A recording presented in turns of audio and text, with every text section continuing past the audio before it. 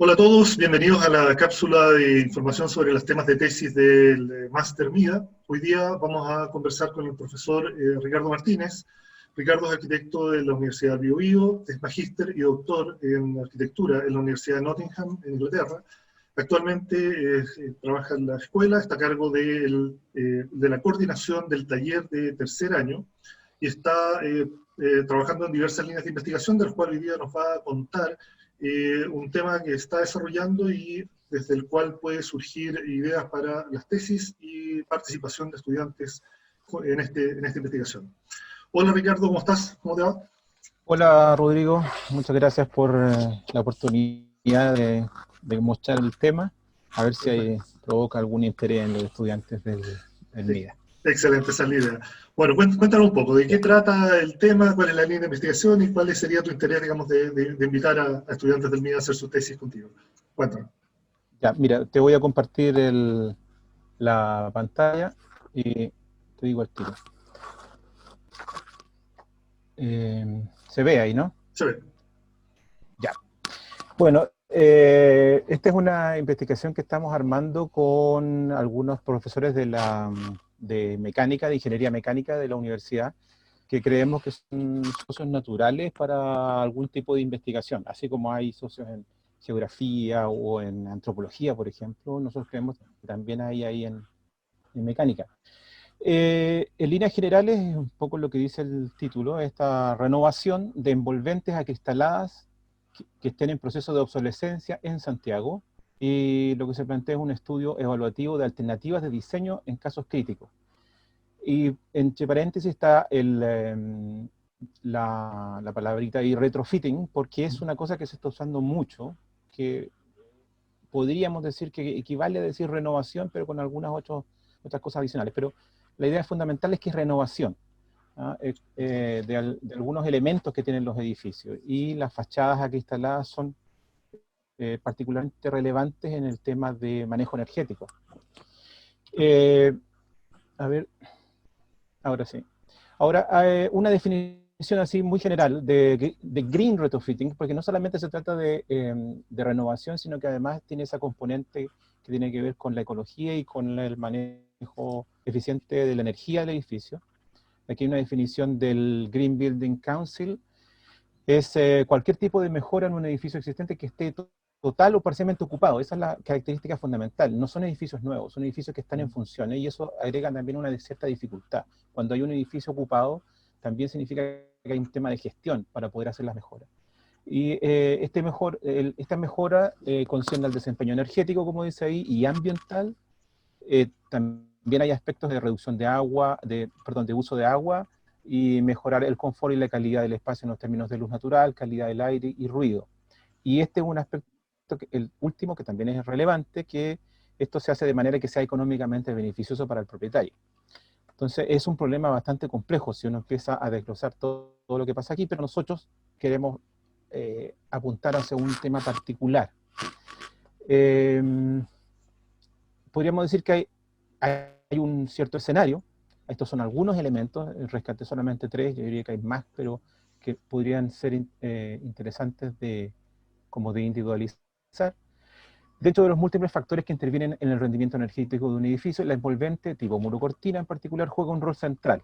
No estoy diciendo ninguna cosa nueva, pero es como para poner en relieve lo que significa esto de las envolventes y las fachadas. Muchas de estas envolventes, además de su ineficiencia de origen, me refiero a las que fueron proyectadas en el siglo pasado, la segunda mitad del siglo pasado, además se han desgastado. Algunas tienen 40 años, algunas incluso están cerca de los 50 años. Y lo otro que también es relevante en este escenario es que existe un parque de edificios con envolvente de este tipo cuya vida útil podría, aquí dice puede, prolongarse sobre la base de la renovación de sus envolventes. Porque como somos un país sísmico, tenemos estructuras, podríamos decir, estructuras portantes que son mucho mejores que las envolventes.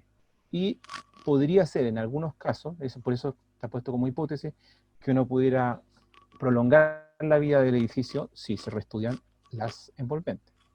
Perfecto. Un caso paradigmático es el caso del edificio de las Naciones Unidas, que es un proyecto en conjunto con participan muchos arquitectos ahí, y algunos connotados, Niemeyer, Le Corbusier, y se me olvida siempre el arquitecto norteamericano, que es quizá el jefe de equipo debería ser el más importante, pero siempre se vienen a la mente los otros dos nombres.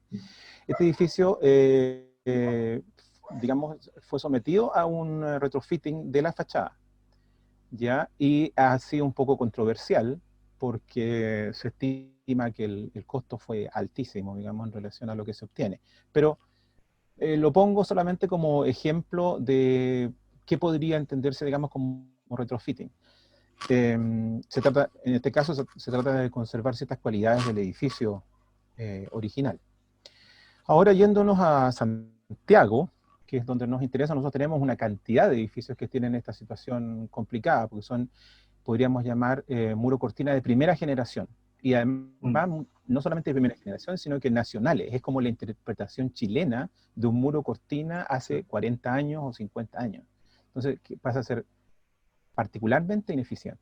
Ahí hay 4 ejemplos de edificios que son más o menos conocidos: Maquila, Alameda, Nueva Providencia, y otro en Pedro Valdivia, que es un edificio precioso que está ahí Sí, que tiene un pilar central. Sí, que tiene un pilar central, sí, que sí. tiene la estructura esa, pero que tiene el problema de la fachada. Y una de las cosas que uno nota en estos edificios es que la fachada es independiente de si es norte y sur. Por ejemplo, el edificio Pedro Valdivia es la misma fachada, la misma solución para el norte y para el sur, lo mismo pasa con los otros, digamos. Entonces, hay una cosa que observar aquí específicamente con esta fachada. Lo que les mencionaba adelante, estos edificios tienen una estructura portante que al parecer podría prolongar su vida. Sin embargo, la fachada es, como ven en la foto del lado izquierdo, está clarísimo, con todos los equipos de climatización pegados ahí, que hay muchos problemas. Bueno, y vuelvo al mismo título del comienzo. Entonces, lo que se propone es una renovación de envolventes acristaladas en proceso de obsolescencia en Santiago, y este estudio evaluativo de alternativas en casos críticos. Eso es parte de la investigación. Perfecto. Y solo No sé si como recuerdo, digamos, para insertar un poco dentro de la lógica del máster, esto en cierta medida podría tener alguna relación con la tesis que dirigiste tú de Camila Manfredi, que ella desarrolló un proyecto de un elemento de fachada que buscaba mejorar, digamos, el comportamiento climático y lumínico dentro de un espacio, que para los que hayan estado en la escuela recordarán que el prototipo está montado ahí fuera de tu oficina. Está puesto ahí el objeto y está en un proceso de patentamiento. Y quizá también sería interesante ver la relación de algunos datos, digamos, con una tesis que tiene una lógica distinta, que es la de Damián Díaz, que fue hace 1 año o 2 años, que él planteaba también la recuperación de edificios de una época parecida en el centro de Santiago. Él tomó edificios de los 70, entre los 50 y los 70, centro de Santiago, y datos que él había conseguido que eran interesantes era, por ejemplo, el gasto en energía de los edificios que tenían fachadas que se adaptaban a condiciones climáticas, que podían producir un ahorro neto en términos de operación climática de un 18%. Eso con una fachada que se adaptaba. Esos son datos que están en la tesis de Damián, que es una tesis desarrollada, digamos, ya hace un par de años en el mismo MIDA, que también está un poco dentro de este tema. Así que hay algunos datos, sí, hay datos interesantes que podrían verse, y de hecho era una lógica de edificios similares. Él tomó como caso el edificio donde está ahora el Servio. Tomó la fachada poniente y estuvo trabajando sobre esa, y precisamente viendo muros cortina que estaban sobre edificios de hormigón que tenían la posibilidad de recibir una fachada nueva. Sí, perfecto. Claro. Mira, yo lo encuentro súper bueno eso, porque de repente nosotros los arquitectos tendemos a fundar todo de cero, como si no hay investigación antes. Yo creo que eso tenemos que repensarlo. O sea, hay mucha investigación, y está la investigación local, y más local todavía la que tú mencionas. Sí. O sea, estoy pensando en profesores como Waldo Bustamante en la Católica, que lleva muchísimo tiempo en este tema. Entonces, yo creo que son oportunidades de colaboración, y además, si la escuela lo hemos hecho, mejor aún. Hay información. Bueno, claro. Ahora hay unos criterios de elección, así estoy planteándolo de manera muy global, porque esto es parte podemos decir, del desafío de una posible investigación, que es, hay que ver cómo se eligen los casos, qué proyección de vida útil tiene el edificio, porque hay un tema súper importante, digamos, uno no puede hacer una inversión de esa envergadura en un edificio que no tiene viabilidad, digamos, tiene que tener por lo menos, estamos fijando arbitrariamente en este momento estos 40 años, pero nos parece, o sea, nos parece razonable que no podría ser menos que eso. Y que no tenga daños estructurales, que haya evidencias de la ineficiencia energética y que haya un potencial para funciones y usos diversos, porque también estamos pensando que los edificios, sobre todo con lo que está pasando ahora con la pandemia, probablemente los usos de oficina tradicionales no sean los que van a albergar. Entonces, quizás haya otro tipo de uso que estos edificios debieran albergar, tienen algunas ventajas respecto de las medidas que tienen de piso a cielo, y a lo mejor hay una oportunidad ahí. Estamos viendo que de hecho, viene una crisis de sobrestock de edificios de oficina. Entonces, sí, hay que pensar qué usos deberían tener. Y pongo un ejemplo muy conocido, pero que es un ejemplo y al mismo tiempo un contraejemplo. Porque, bueno, este es el New York Times, el proyecto de Renzo Piano, que se nota mucho, digamos, cómo el arquitecto impone una cierta fachada que aparentemente funciona bien. Hay un estudio en internet que es gigantesco, digamos, de todas las cualidades que tiene esta nueva fachada. Sin embargo, es muy dudoso que para el norte, para el sur, este y oeste tenga la misma fachada. Sí, sospechoso. Entonces, por lo menos. Es sospechoso al menos, sí, digamos. Sí. Entonces, también nosotros estamos planteando así de manera muy gruesa que los edificios necesitan una fachada que hemos llamado no uniforme. No estamos diciendo nada tampoco muy novedoso, pero ¿cómo se hace una fachada no uniforme que sea económicamente factible? O lo que pasa en el caso de Damián, que es una fachada que además cambia, claro, que es responsiva, digamos. Bueno, y ¿por qué puse el edificio de Renzo Piano? Porque nosotros nos interesaría llegar en la tesis, digamos, en una eventual tesis, a desarrollar cosas como esta. O sea, también de manera muy gruesa, digamos, pero son los cortes de la fachada con el elemento cerámico que tiene el edificio el New York Times, y sin el elemento, con todas las mediciones correspondientes. Hay mucho para investigar. Hay, por ejemplo, solamente con determinar el stock de edificios posible, los candidatos, eso es una investigación.